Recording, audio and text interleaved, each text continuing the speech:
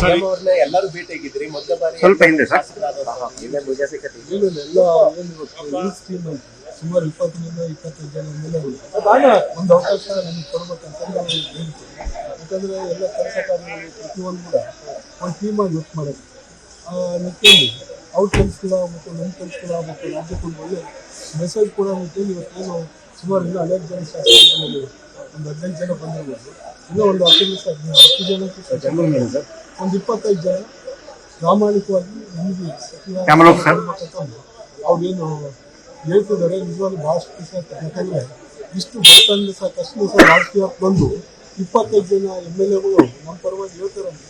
ಅದು ಏನು ನಾವು ಮಾಡಿದ ಪುಣ್ಯ ನಮ್ಮ ಕ್ಷೇತ್ರದ ಜನಗೂ ಪುಣ್ಯ ಆಗ್ತದೆ. ಯಾಕಂದರೆ ಒಬ್ಬ ಎಮ್ಎಲ್ಎ ಆದರೆ ಅಷ್ಟು ಸುಲಭ ಅಲ್ಲ. ಅಂತಂದ್ರೆ 25 ಜನ ಬರ್ತಾರೆ, ಭಾಳಷ್ಟು ಖುಷಿ ಆಗ್ತದೆ. ಯಾವ ರೀತಿ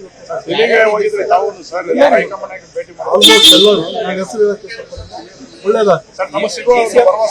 ಸಿಎಂ ಅವರು ವಿಜಯನಗರ ಜಿಲ್ಲೆ ಮತ್ತು ಬಳ್ಳಾರಿ ಜಿಲ್ಲೆ ಕಾಂಗ್ರೆಸ್ ಭದ್ರಪಡಿಸಿ